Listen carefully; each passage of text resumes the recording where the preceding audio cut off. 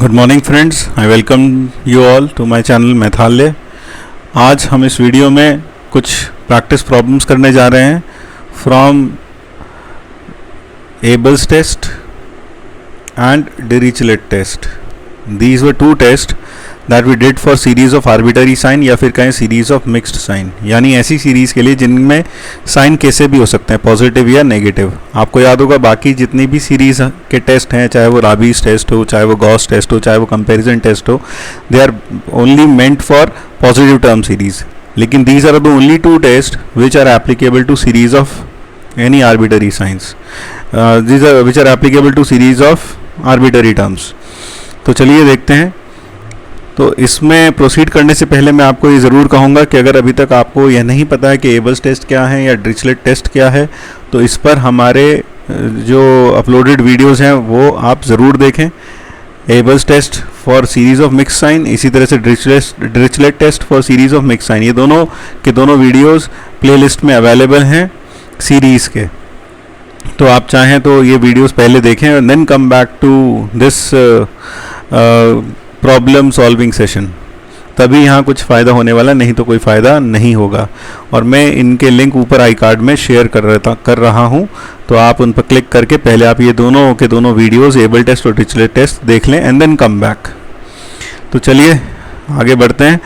So the first question is show that this series is convergent. तो अगर मुझे इस सीरीज़ को कन्वर्जेंट प्रूव करना है, तो चाहे वो एबल्स टेस्ट हो चाहे डिरिचलेट टेस्ट हो, दोनों में ही हमें एक सीक्वेंस और एक सीरीज़ कंस्ट्रक्ट करनी पड़ती है out of this product series.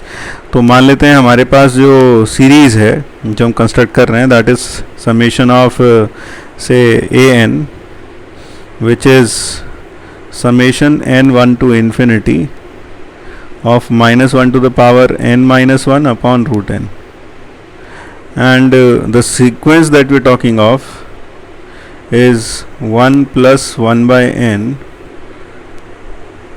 to the power n. So this is bn. तो हमने यहाँ पर एक सीरीज लिख ली और एक सीक्वेंस लिख लिया। अब एबल्स टेस्ट और डिरिचलेट टेस्ट में हमें दोनों में ही ये प्रूव करना पड़ेगा कि ये एक सीरीज़ जो है ये मोनोटॉनिक सीरीज़ है और दूसरी चीज़ ये कन्वर्जेंट है। ठीक है, तो चलिए देखते हैं। तो दोनों में से किसी भी टेस्ट में यही प्रूफ करना पड़ता है कि ये मोनोटॉनिक है, पहली चीज़ तो यही है। और दूसरा ये कि let us look at this series, क्या ये कन्वर्जेंट है? बिल्कुल ये कन्वर्जेंट है। कैसे? अगर हम लेबिनीज टेस्ट से देखें तो summation A N is convergent, the series an is convergent by Leibniz test for alternating series। अगर आपको लेबिनीज टेस्ट भी मालूम नहीं है तो कोई चिंता की बात नहीं है, इस वीडियो के बीच में मैं एक और आई कार्ड डाल दूंगा जहां पर आप लेबिनीज टेस्ट फॉर ऑल्टरनेटिंग सीरीज़ भी देख सकते हैं, वह भी सीरीज़ की प्लेलिस्ट में अवेलेबल है। So by Leibniz test it is converge for alternating series it is convergent. तो लेबिनीज टेस्ट में करना क्या पड़ता है? आप सोच लें कि आपके पास इसकी एब्सोल्यूट जो टर्म आएगी यू एन, आप एक तरीके से ये सोच सकते हैं कि जैसे आपने ए एन को तो लिख लिया as if you have written a n as, a n को हमने लिखा -1 की power n-1 into u n. तो ऑब्वियसली बात है यू एन क्या हो जाएगा? 1/√n। तो ये जो यू एन सीक्वेंस है हमें प्रूव करना पड़ता है लेबिनीज टेस्ट में कि पहली चीज़ u n tends to 0, limit of u n as n tends to infinity is 0। तो limit n tending to infinity of u n which will be limit n tending to infinity of 1/√n will be 0. And second important thing is you can easily notice that 1/√n plus 1 is less than 1/√n for all n belonging to natural number. So this implies un plus 1 is less than un. तो ये दो conditions जो हैं, these two conditions are the conditions of Leibniz test. So these two conditions are satisfied, therefore this implies that sequence an series an is convergent by the Leibniz test. So half of the battle is won, that is we have proved that an is convergent. Now let us come down to the sequence. So if we look at the sequence limit n tending to infinity bn, so that will be limit n tending to infinity 1 plus 1 by n to the power n and that will be e. So इसका मतलब ये convergent तो है, तो हमें बस ये prove करना पड़ेगा कि ये बाउंडेड ये मोनोटॉनिक है. तो मोनोटॉनिसिटी देखें हम कैसे प्रूव करेंगे. तो मोनोटॉनिसिटी प्रूव करने के लिए let us consider a function y which is nothing but 1 plus x 1 plus 1 by x to the power x. और ये फंक्शन हमने क्या सोच कर लिया, आप इसका फॉर्मेट देखें जो हमारे पास ये टर्म है, इसी के फॉर्मेट को देखकर हमने ये फंक्शन एज्यूम किया है. तो ln y will be equal to x into ln of 1 plus x minus ln x. So what will be dy by dx.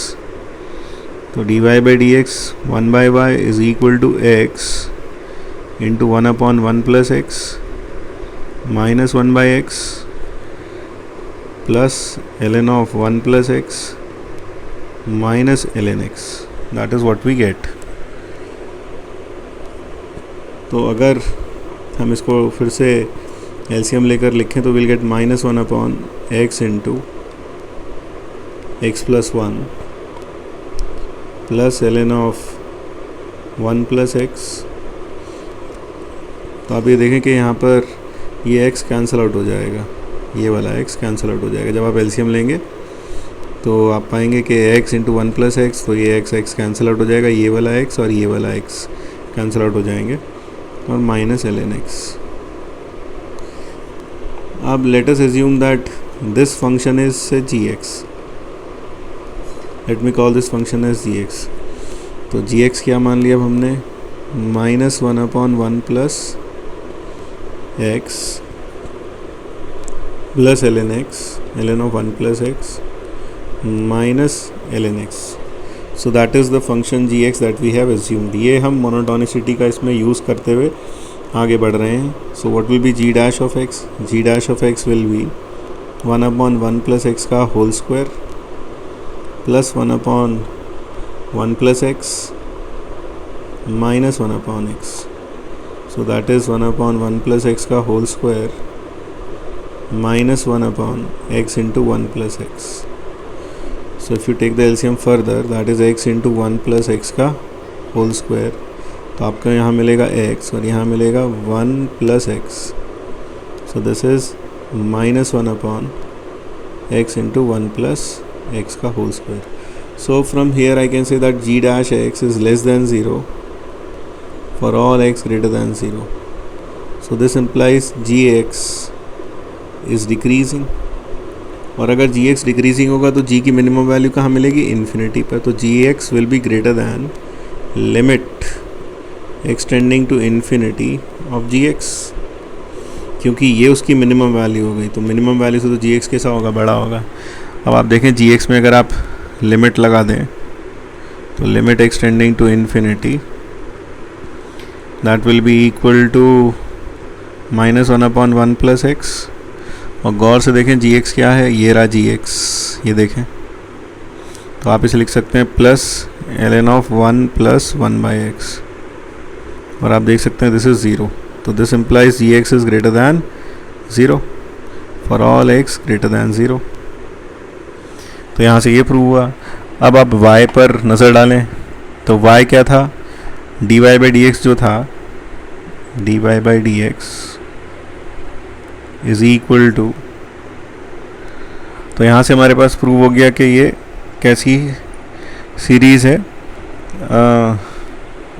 तो dy बाई डी एक्स जो आगे हमारे पास, sorry dy by d x जो आगे that is y into g x and this is greater than 0 for all x greater than 0. So this implies that ln y, this implies y is increasing.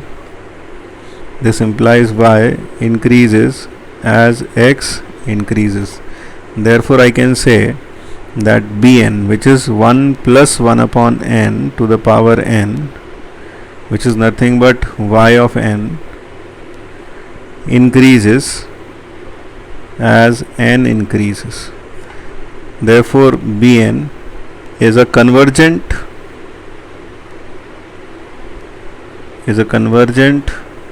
monotone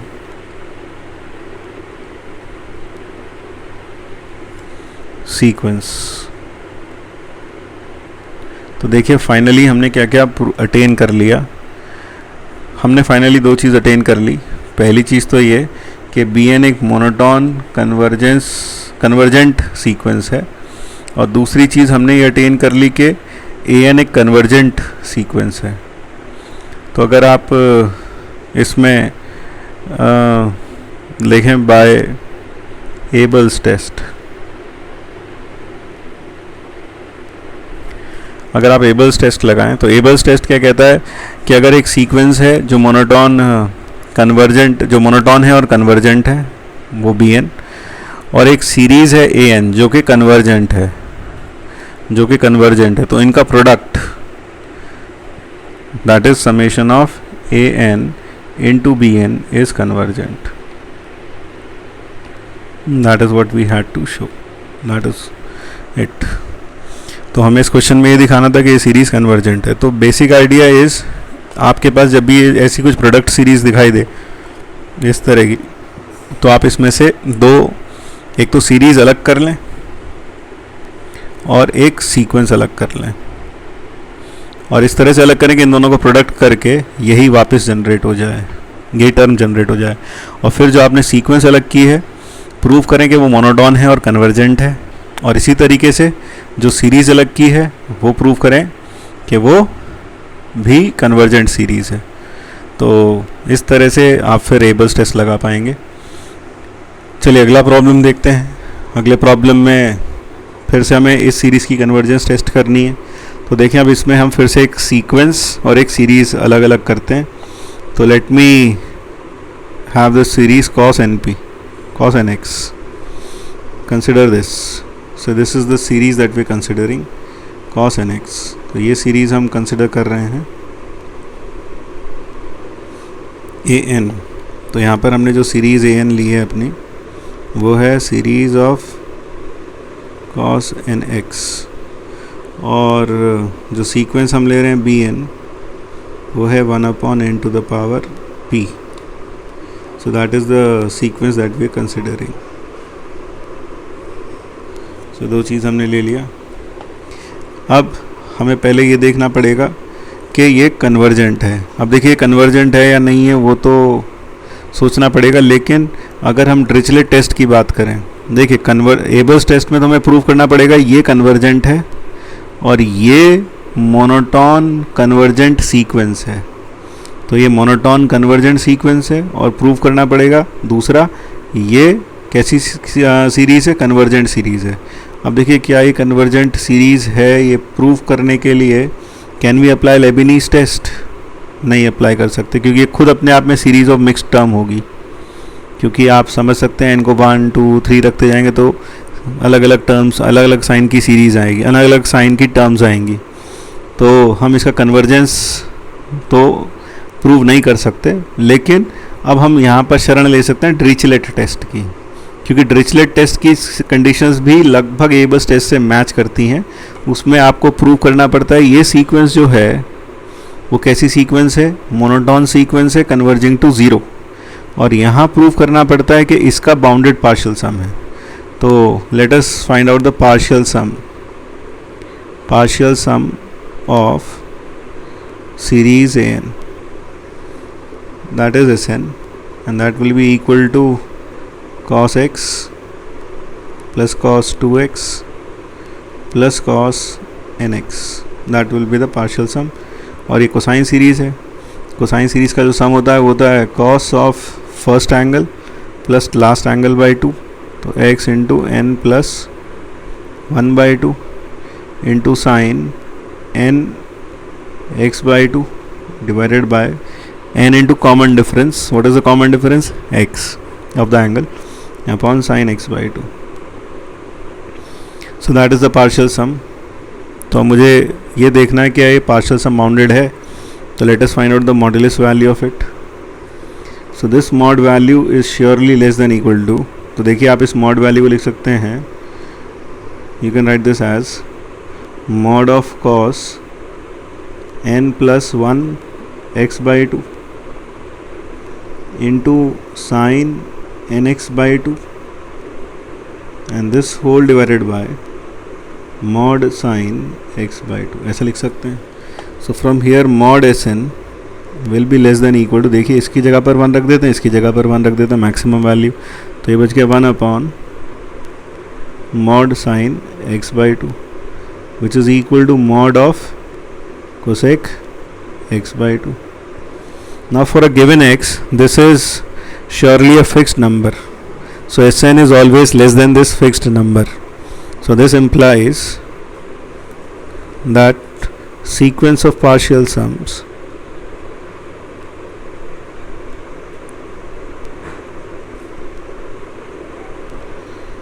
is bounded, provided.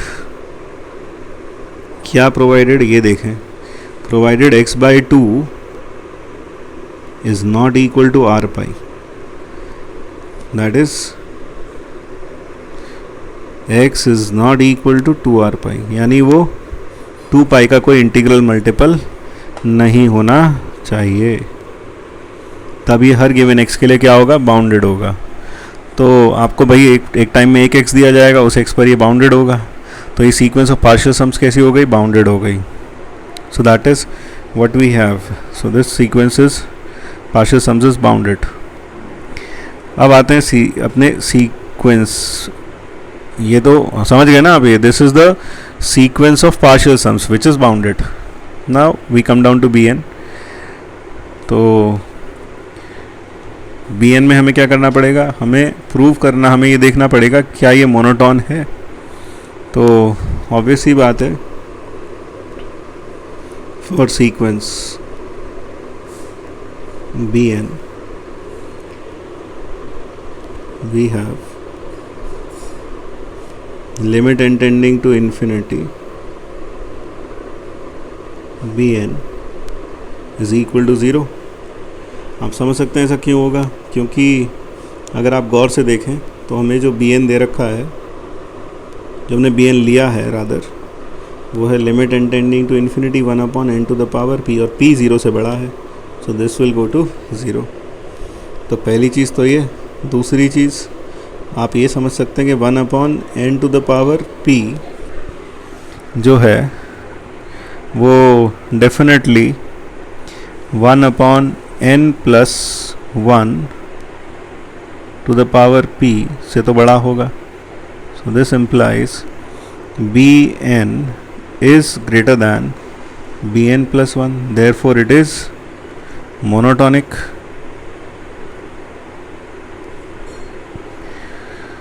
तो यहाँ से हमारे पास अपने जो Dirichlet condition है उसकी दोनों condition satisfy हो गई.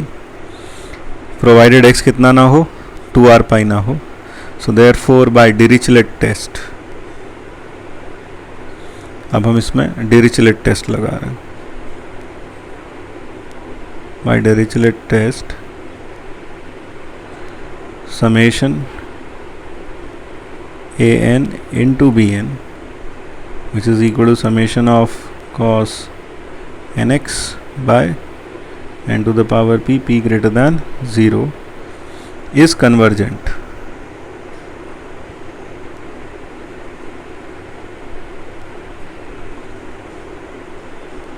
Is convergent for all x not equal to 2r pi. अब now if अगर x कितना हो जाए, 2r पाई हो जाए. अगर x 2r पाई हो गया, then in that case you'll have to look at what happens here. तो अगर x कितना हो जाए, 2r pi, if x becomes 2r pi, then this series cos of nx upon n to the power p will become summation cos of 2rn into pi by n to the power p. तो ये r into n जो है एक integer है, r into n will be an integer, तो it is an integral multiple of 2 pi, so this becomes equal to summation of 1 upon n to the power p. Now 1 upon n to the power p ये हो गई harmonic series, और harmonic series हम जानते हैं is convergent, therefore summation 1 upon n to the power p, अगर p हुआ 1 से बड़ा तो कैसी होगी, कन्वर्जेंट, और अगर p हुआ 0 से 1 के बीच में then it will be divergent. तो यहाँ पर हमने इस सीरीज़ की, क्योंकि ये सीरीज़ क्या बन जाएगी, ये जो सीरीज़ है this series becomes equal to cos of nx upon n to the power p, कब, at x equal to 2r pi. तो जब x इक्वल टू 2r पाई होगा तब ये कंडीशन होल्ड करेगी. तो इस तरह से हमने इस सीरीज़ का पूरा कन्वर्जेंस अच्छे से पढ़ लिया है कि भाई ये x की अलग अलग वैल्यूज़ पर कैसे कैसे बिहेव करती है. आई होप ये समझ में आ गया होगा. तो इसमें एक नया टॉपिक फिर से यूज़ हुआ है जिसे हम कहते हैं हार्मोनिक सीरीज़. हार्मोनिक सीरीज़ भी एक इम्पॉर्टेंट सीरीज़ है, इसका भी आप देखेंगे प्लेलिस्ट में वीडियो है अवेलेबल, बहुत इम्पॉर्टेंट सीरीज़ है, so please go through it. तो यानी कुल मिलाकर अब हमने यहाँ पर एक प्रॉब्लम किया है एबस टेस्ट पर और एक प्रॉब्लम किया है डिरिचलेट टेस्ट पर. तो चलिए एक प्रॉब्लम और देखते हैं. We have to discuss the convergence of this series. तो let us see the convergence of this series. तो यहाँ पर भी हमें ये मिक्स्ड साइन की सीरीज़ है, क्योंकि जैसे जैसे आप n बढ़ाएंगे तो ये इसका साइन चेंज होता जाएगा. तो क्या करें, हम एक सीक्वेंस डिफ़ाइन करते हैं और एक सीरीज़ डिफ़ाइन करते हैं.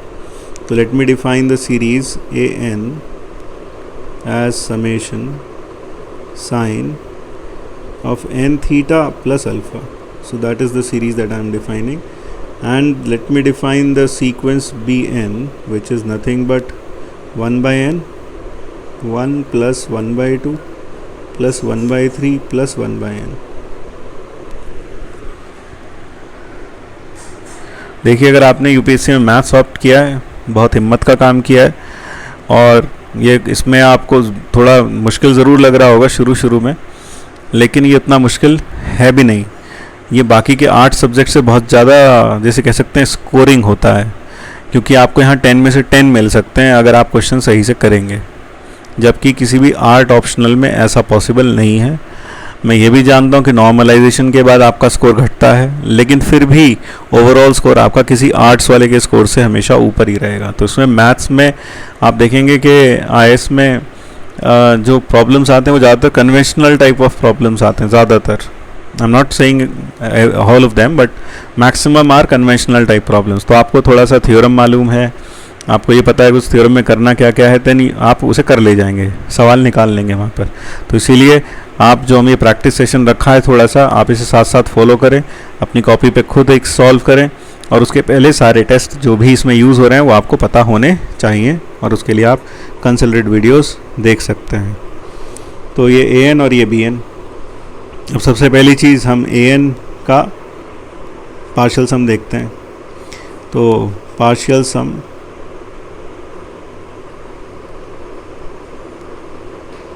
Of series a N.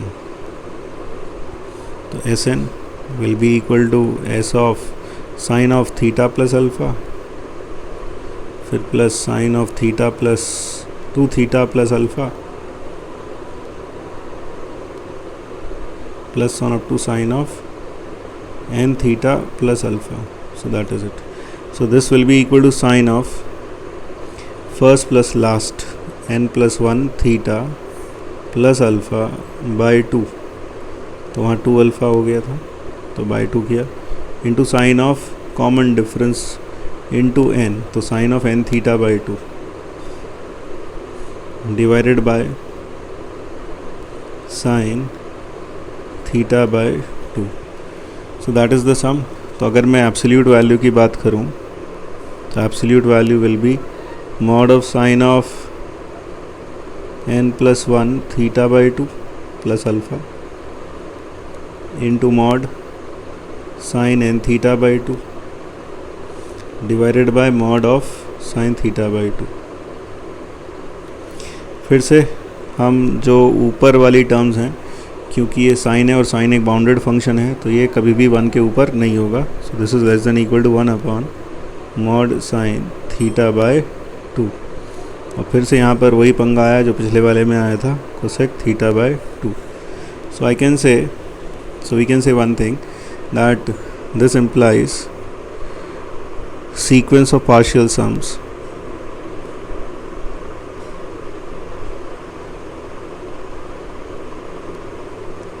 is bounded provided theta is not equal to 2n pi। 2r pi लिख लेते हैं क्योंकि n फिर बार बार यूज़ भी हो रहा है, तो 2r pi r belonging to integer. तो यहाँ से ये प्रूव हो गया कि इसका सीक्वेंस ऑफ पार्शियल सम्स कैसा है, बाउंडेड है। अब आते हैं अपनी सीक्वेंस पर। तो सीक्वेंस हमें प्रूफ करनी पड़ेगी मोनोटॉनिक है और किसको कन्वर्ज करती है, ज़ीरो को कन्वर्ज करती है। तो चलिए देखें। Now coming to sequence.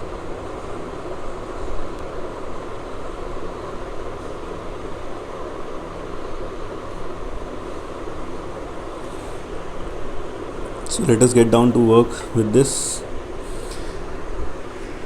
तो अगर मैं यहाँ पर bn+1 माइनस bn करूँ, थोड़ा डर तो लगेगा, मुझे भी लग रहा है, आपको भी लगेगा। तो 1/n+, सावधानी हटी दुर्घटना घटी। तो you can not afford to miss. Plus 1/n+1 minus 1/n 1 + 1/2 से 1/n। सो जब माइनस करेंगे तो it will B 1/n+1 minus 1/n into 1 + 1/2 से लेकर 1/n प्लस 1/n+1 का होल स्क्वायर। ज़रा थोड़ा दिमाग लगा के सोच लें क्या किया है। आप देख सकते हैं ये 1 के साथ ये टर्म आएगी और ये टर्म आएगी, तो 1 इंटू दिस आ जाएगा, 1 इंटू दिस। फिर 1/2 के साथ भी ऐसे ही होगा, तो प्लस 1/2 एंड सो ऑन, ये आ गया। और जैसे आप इसे माइनस करेंगे, this will become -1/n into n+1 into 1 + 1/2 plus 1 up to 1/n plus 1/n+1 का होल स्क्वायर। अब इसमें से हम एक टर्म अलग कर लेते हैं, अपने पास बच जाएगा -1/n इंटू n+1 1/2। तो यार IAS में 15 मार्क्स ऐसे ही नहीं मिलेंगे, थोड़ा तो काम करना पड़ेगा। प्लस 1/n+1 का whole square -1/n into n+1। जैसे आप इन्हें सब्ट्रैक्ट करेंगे तो आप देखेंगे फिर से एक नेगेटिव क्वांटिटी आएगी। दिस इज़ 1/2 1/3 से 1/n minus 1/n into n+1 का whole square. So this is less than 0। So we have bn+1 less than bn। So this implies sequence bn is monotonic।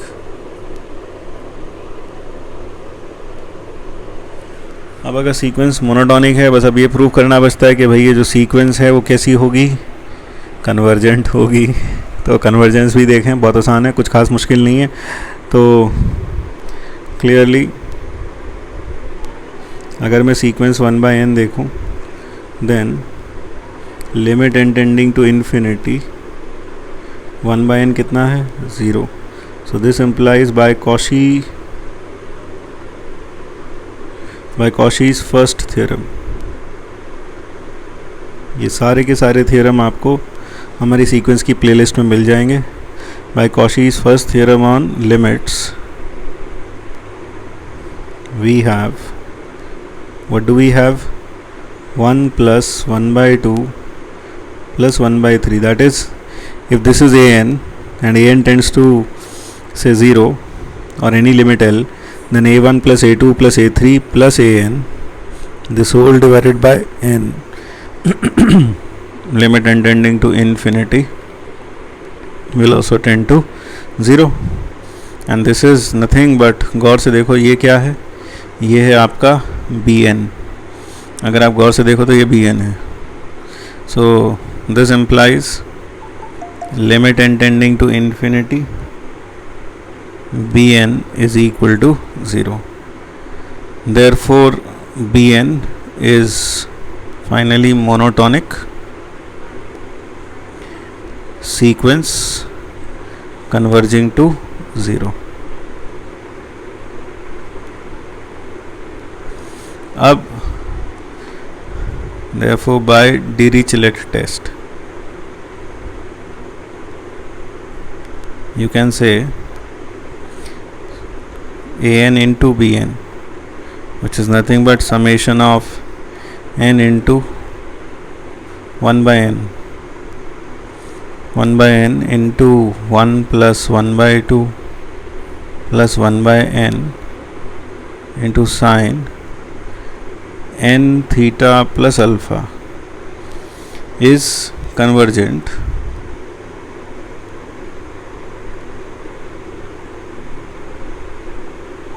provided, आपको लग रहा होगा मैं भूल गया, नहीं भूले, provided theta is not equal to 2r pi.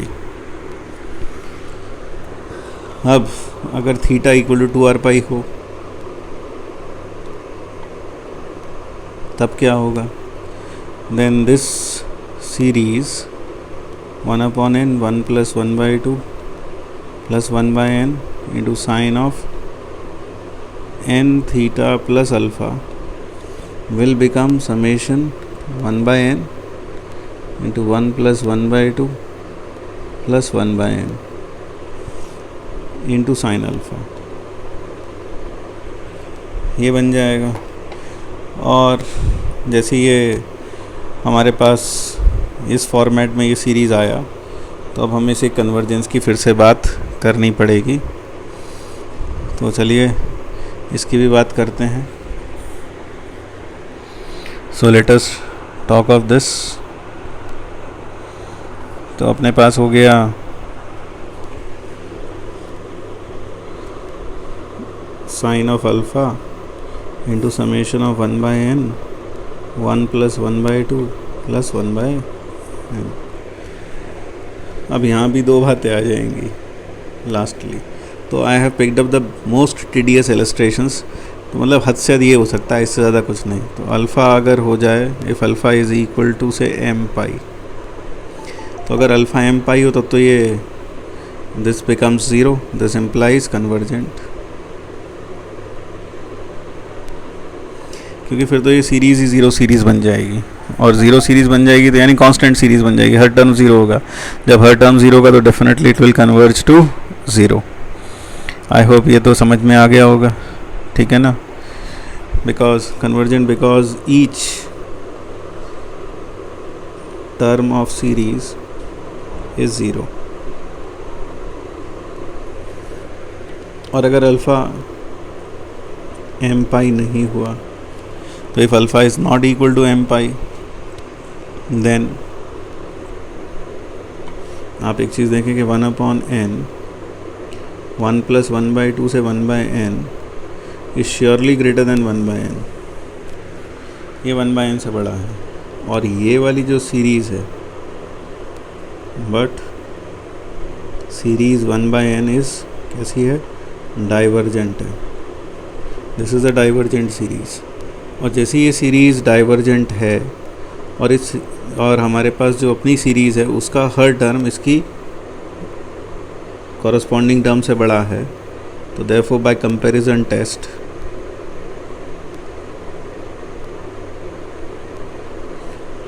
We have this series